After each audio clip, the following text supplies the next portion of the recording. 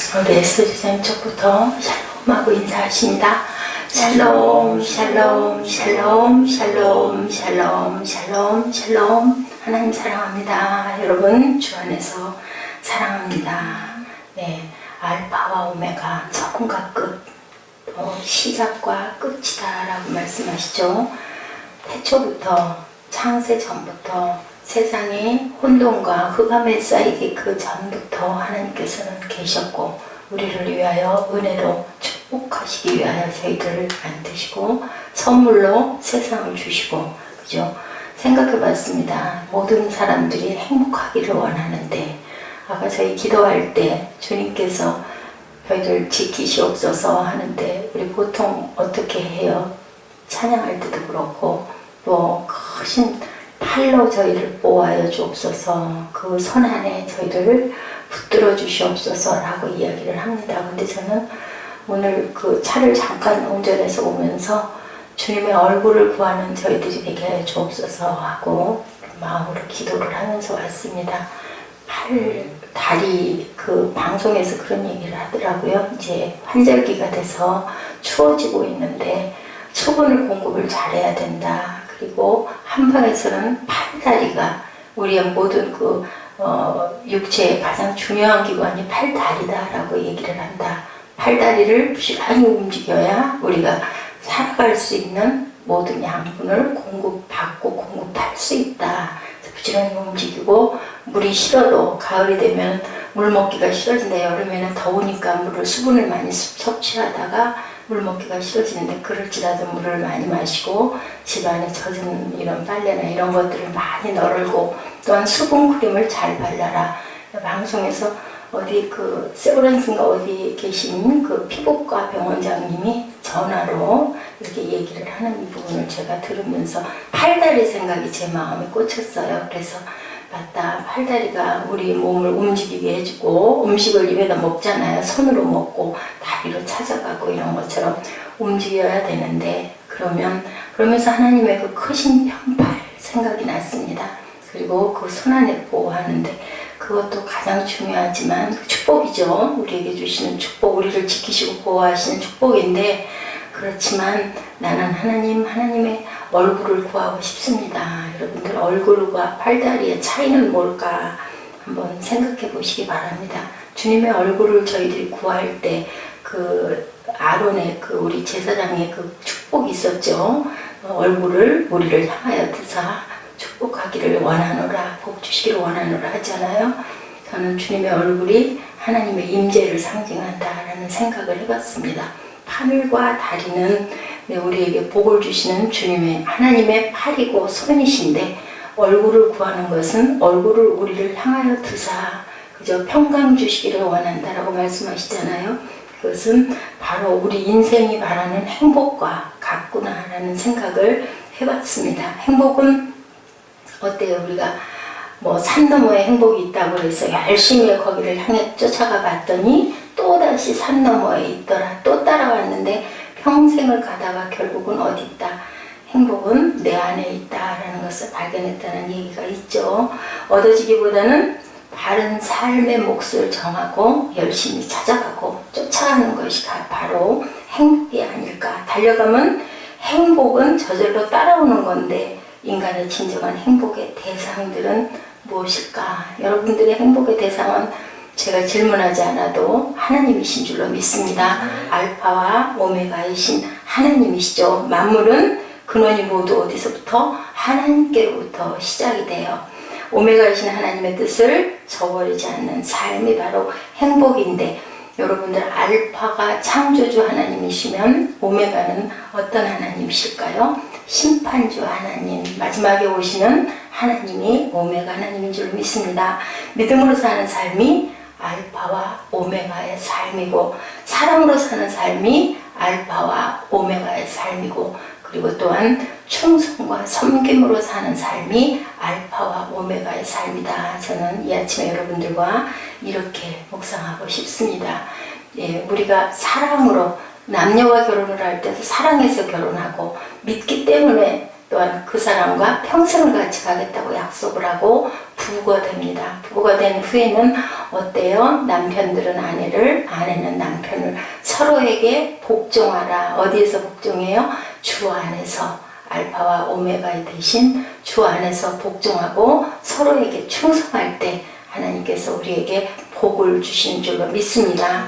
우리의 신앙생활은 우리가 하나님의 그 뜻을 따라서 믿음과 사랑과 또한 충성으로 그 안에도 또 많은 것들이 있죠. 우리가 온유해야 되고 겸손해야 되고 절제해야 되고 화평해야 되고 우리가 모든 경건에 이르는 것들을 우리가 이루면서 성령의 열매를 이루며 가는데 가장 중요한 것은 하나님을 사랑하고 이웃을 사랑하고 그리고 또 그것을 말씀으로 믿고 따라가며 우리가 충성하며 순종할 때 어디든지 가오리다라는 마음의 자세로 충성하고 하나님께 순종할 때 하나님께서 우리에게 우리가 말하는 세상에서 말하는 행복한 삶, 복된 삶을 주시는 줄로 믿습니다.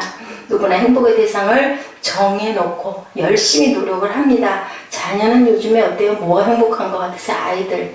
요즘에 초등학교 아이들은 그냥 이렇게 있을 데가 없죠. 항상 뭔가를 쳐다보고 있고 손은 계속 움직이고 있고 너무 인터넷과 게임에 몰두해 있는 부분이 참으로 염려스럽습니다. 성인들은 뭐 나름대로의 낚시다, 골프다, 또 어떤 사람들은 취미가 온전히 돈벌이에 있는 사람들도 있어요. 그죠?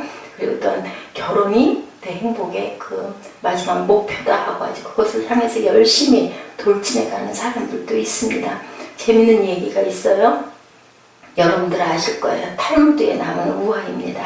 강아지가 자기 인생을 연구해 봤어요. 연구했더니 내가 꼬리만 치면 사람들이 나에게 이쁘다 그러고 먹을 걸 주고 하는 걸 보니 이게 내 행복이 바로 꼬리에 있구나. 꼬리만 붙잡으면 된다. 여러분들 못 보셨어요? 저는 봤어요. 옛날에 강아지가 어떻게 해요? 자기 꼬리 잡으려고 막 뺑뺑 도는데 결국은 잡을 수 있던가요? 잡기도 하던가요? 결국은 못 잡아요. 열심히 뛰었어요. 계속 뛰었어요. 근데 잡힐 듯 하면서 안 잡힙니다. 그래서 제자리 돌다가 지쳐가지고 그만 쓰러져 버렸습니다. 이 모습을 지켜보는 한 늙은 개가 얘기해요. 나도 자네처럼 생각해서 평생을 열심히 행복을 잡으려고 맹맹 꼬리를 잡으려고 했지만 못 잡았네. 근데 결국은 깨달았네. 꼬리를 잡으려고 열심히 그렇게 돌아오면 힘만 들 뿐이네. 그러면서 얘기가 뭐라고 꼬리를 잡으려고 열심히 내려들면 어지럽지만 어떤 목표를 향해서 내가 열심히 뛰어가면은 그게 바로 내가 꼬리를 잡는 거와 마찬가지로 좋은 것들로 채우신다네 하고 늙은 개가 지혜가 생긴 거예요. 열심히 네 먹이를 향하여 뛰어가라 그러면 거기에 네 먹이가 있을 것이다. 그게 바로 꼬리를 잡는 것이다 라고 이렇게 얘기를 했다고 합니다. 이것이 내 한 목표를 향해 달려가는 것, 유대인들의 지혜인데요. 행복은 내 앞에 놓여있는 것을 잡으려고 한다고 해서 얻어지기보다는 어때요? 바른 삶의 목표를 설정해놓고 그것을 향하여 달려가면 행복은 우리에게 저절로 따라오는 것이죠. 바른 삶의 목표는 누가 도우세요? 하나님께서 도우십니다. 하박국 선지자가 말씀하세요. 이 아침에 3장 17, 18절이죠. 하박국 3장 17, 18절 여러분들 다 외우는 말씀 아니세요? 비록 무화과나무가 무성치 못하며 포도나무가 열매가 없으며 감람나무에 수축 없을지라도 찬양을 많이들 부르죠. 나는 야훼를 인하여 즐거워하며 구원의 하나님을 인하여 기뻐하리로다. 비록 밭에 식물이 없고 우리의 양이 없을지라도 나는 없어도 즐거워해야 그게 복된 인생이겠죠. 있는 것을 기뻐하고 즐거워하는 건 누구나 할 수 있습니다. 요셉은 하나님을 행복의 대상으로 삼긴 결과 애국의 총리가 됐어요. 다윗은 하나님의 행복을 대상으로 삼긴 결과 이스라엘의 왕이 되는 축복을 받았습니다. 우리는 어떻게 하나님을 행복의 대상으로 섬겨갈 수 있을까?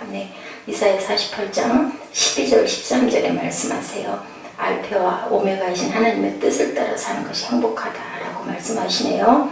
나는 처음이요 마지막이라. 과연 내 손이 땅의 기초를 정하였고 오른손이 하늘을 텄나니 내가 부르면 천지가 일제히 일어서느니라 라고 이렇게 말씀하고 계세요.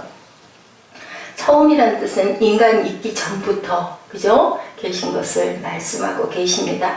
하나님의 때 인간을 하나님의 계획 속에 넣어 놓으셨죠. 하나님의 때란 어떤 때? 흑암과 혼돈과 공허가 충만한 그때 이전부터 하나님께서는 인간이 그런 상태에서 살 수 있는 존재임을 어떻게 할 때 그것들이 다 없어져야 너희들이 잘 살 수 있다라는 것을 알고 계셨던 거죠. 인간은 밝은 빛 속에서 살아야 하고 의식주가 풍성한 가운데 살아야 되고 하나님께서 짝지어 주신 그 돕는 배필과 살아야 너희들이 행복하게 살 수 있다라는 것을 아신 거예요. 우리의 그 속성을 다 아시고 그렇게 만들어 주셨어요.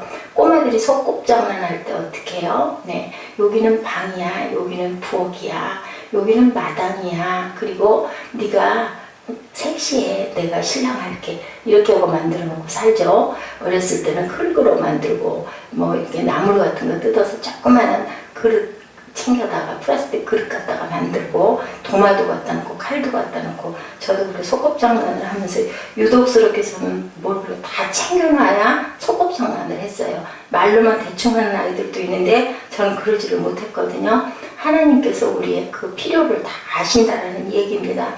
야곱과 다니엘이 어땠던가요? 야곱은 장자권과 사람을 찾기 위해서 헤매 돌았는데 결국은 돌아올 때 어떻게 했어요? 장자권은 에서 때문에 20여 년을 떠나 있을 수밖에 없었고 죽일 것 같아서 또한 그리고 라헬을 도중에서 죽고 잃고 가축과 소유는 흉년으로 결국은 다 잃어버려서 어떻게 했어요? 식량을 곡식을 애국으로 또한 갈 수밖에 없는 그러한 인생으로 놓여 있었던 제가 있었습니다. 하나님을 위하여 먼저 무상에 바쳐진 재물을 먹지 않고 신상에 절하지도 않고 사자굴도 두려워하지 않았던 게 누구였어요? 다니엘이었었죠. 그랬을 때 야훼께서 포로 소년인 다니엘의 삶을 바벨론의 총리로 만들어주신 느부갓네살 왕이 오히려 다니엘에게 절하는 그런 역사를 하나님께서는 이뤄주셨죠.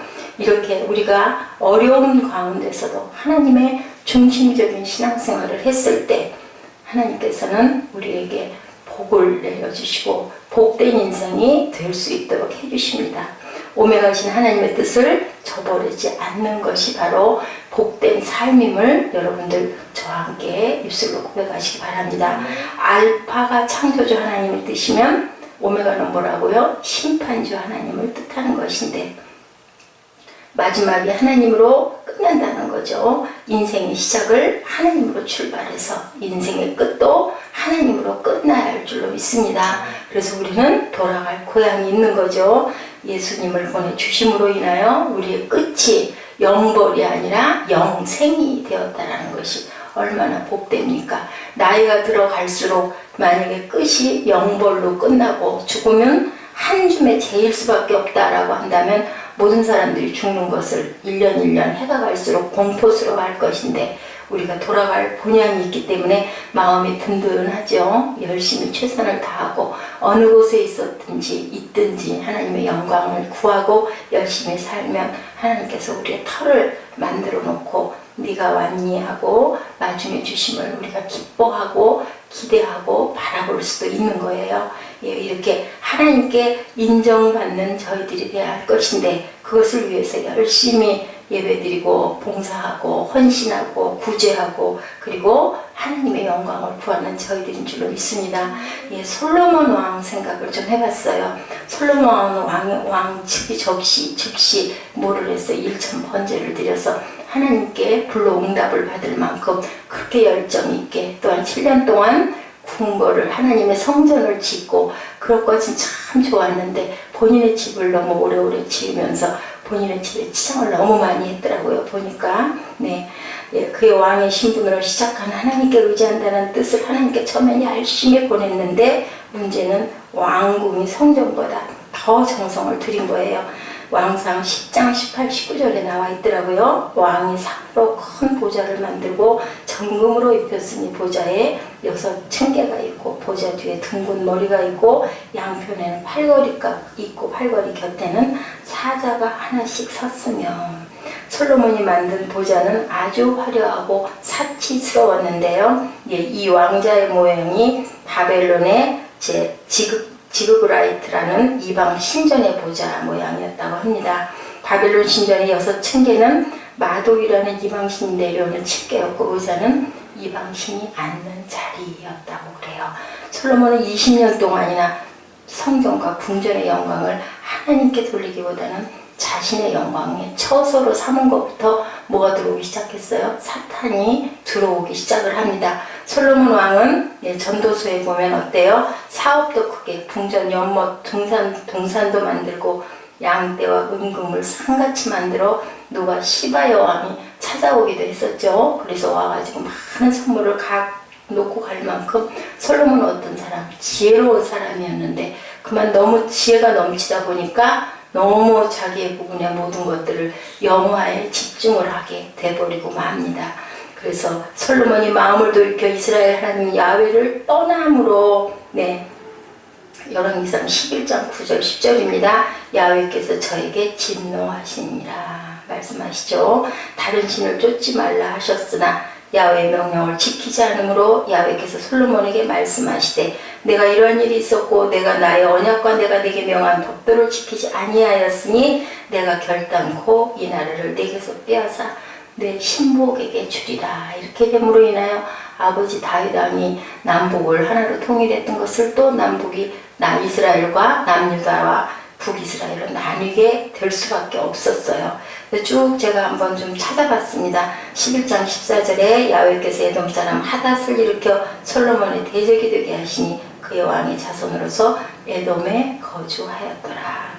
21절에 하닷이 애굽에 있어 다윗이 그의 조상들과 함께 잔 것과 군대 지휘관 요압이 죽은 것을 듣고 바로에게 이르되 나를 보내 내 고국으로 가게 하옵소서라고 얘기를 하죠. 그냥 가죠. 11장 23절에 엘리아다의 아들 르손을 일으켜 솔로몬의 대적자가 되게 하시니 11장 25절에 솔로몬의 일평생에 하닷이 끼친 환난 후에 르손이 수리아 왕이 되어 이스라엘을 대적하고 묘하였더라. 근데 아버지 다윗과의 약속이 있었기 때문에 하나님께서는 솔로몬 때 하지 않고 솔로몬이 죽은 그 이후에 이렇게 나뉘는 그러한 또한 이렇게 공격을 받는 일을 받게 하십니다.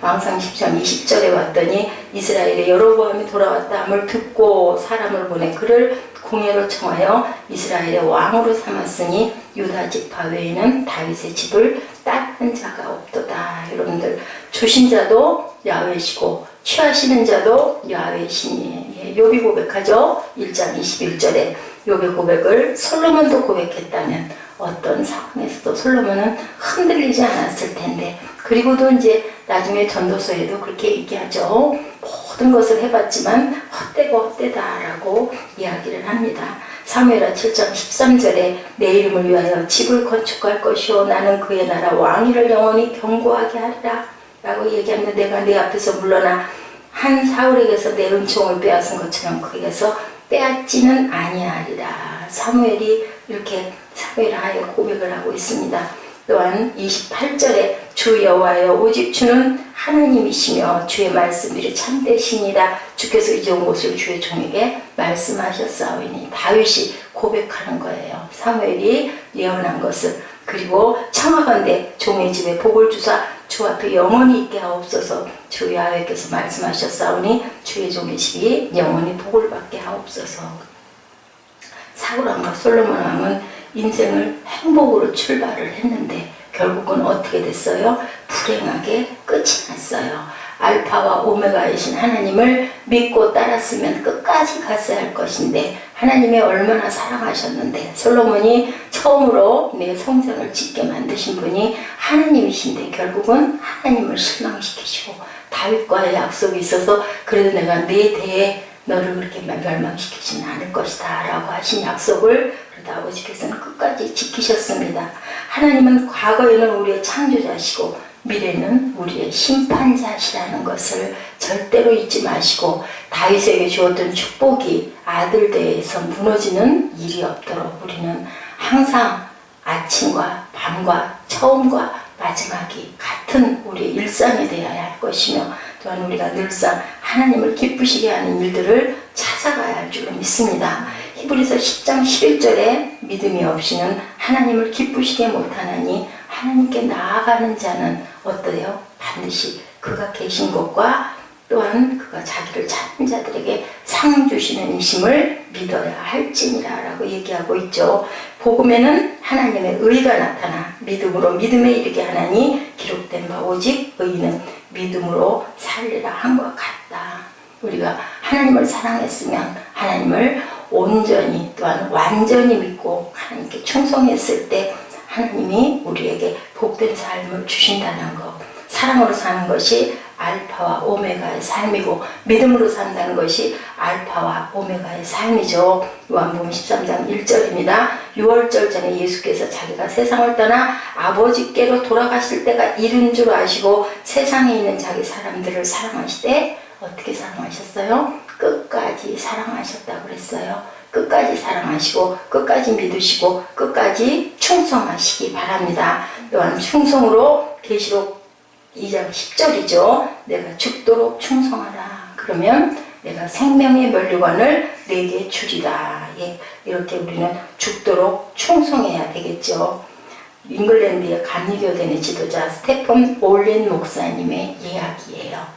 아무리 교회를 세워놓고 열심히 사역을 했는데 도저히 교회가 부흥을 하지 않습니다. 탈진이 돼버렸어요. 이제는 안 되겠다. 모든 것을 다 내려놓고 목회를 그만해야 되겠다라고 생각을 하는데 주님께서 밤에 꿈에 나타나셨어요. 큰 바위를 곡괭이로 열심히 찌는데 찔 때마다 그 바위가루만 나르고 절대로 그 바위는 깨지지가 않습니다. 그래서 아이고 안 되겠다라고 포기를 해요. 그랬더니 옆에 어떤 사람이 앉아있다가 물어봅니다. 자, 이 일을 당신이 하고 싶어서 하는 겁니까? 아니면은 왜 누가 시켜서 하는 겁니까? 하고 물어봐요. 그러니까 이 사람이 꿈에 본인이 그냥 하나님이 하라고 그래서 이걸 찧어보는데 도저히 잘라지지가 않아서 이제는 포기하려고 합니다. 그랬더니 이럽니다. 근데 그렇다면 왜 하던 일을 그만두려고 합니까? 하나님이 명령하셔서 하려고 하는데 이게 안 됩니다. 그래서 포기하려고 합니다. 근데 그걸 왜 그만두려고 합니까? 왜라니요? 아무리 해도 안 되는데 이걸 더 이상하면 뭐 하겠습니까? 그랬더니 옆에 있던 그 앉은 그 사람이 당신은 그걸 깨라고 명령을 하셨으면 명령에 그냥 하라는 대로만 하면 되지 깨지는지 말든지 그걸 뭘 거기에다 집중을 하십니까? 그래서 번뜩 정신을 차렸다고 그래요. 우리 다시 일어나가지고 꿈이에요. 곡괭이로 다시 한번 크게 내려쳤더니 바위가 쫙 쪼개지는 그러한 걸 꿈으로 봤다고 그래요. 꿈을 깨고 이 사람이 어땠을까요? 깨달은 거죠. 아, 무조건 하나님이 세우라고 그러셨으면 세우면 될 것이고 열심히 충성하라고 그러셨으면 그냥 나는 열심히 무릎 꿇고 내가 할 수 있는 최선을 다해야 돼요. 앉아가지고 기도만 하고 앉았거나 세우라고 그랬으니까 세워놨으니까 나머지는 하나님이 하시옵소서. 그거는 아니고 우리가 주시는 지혜를 따라서 열심히 최선의 방법을 다 강구해서 열심히 달려가야 되겠죠. 그래서 그 교회가 커다랗게 부흥 성장해서 잘 섰다라는 어떤 그러한 예화가 있었습니다. 예, 우리가 모든 것들이 우리가 힘들고 부진하다고 그냥 거기서 그냥 그만 이제는 도저히 안 되겠어. 그게 아니라 하나님의 뜻에 맞는 어떤 일이라면 충성된 자세로 우리가 열심히 일할 때 알파와 오메가이신 하나님께서 우리를 끝까지 승리하게 해주시는 줄로 믿습니다. 예, 우리 일어서셔서 말씀들을 한 구절씩 찾아보고 기도하는 시간 가질 건데요.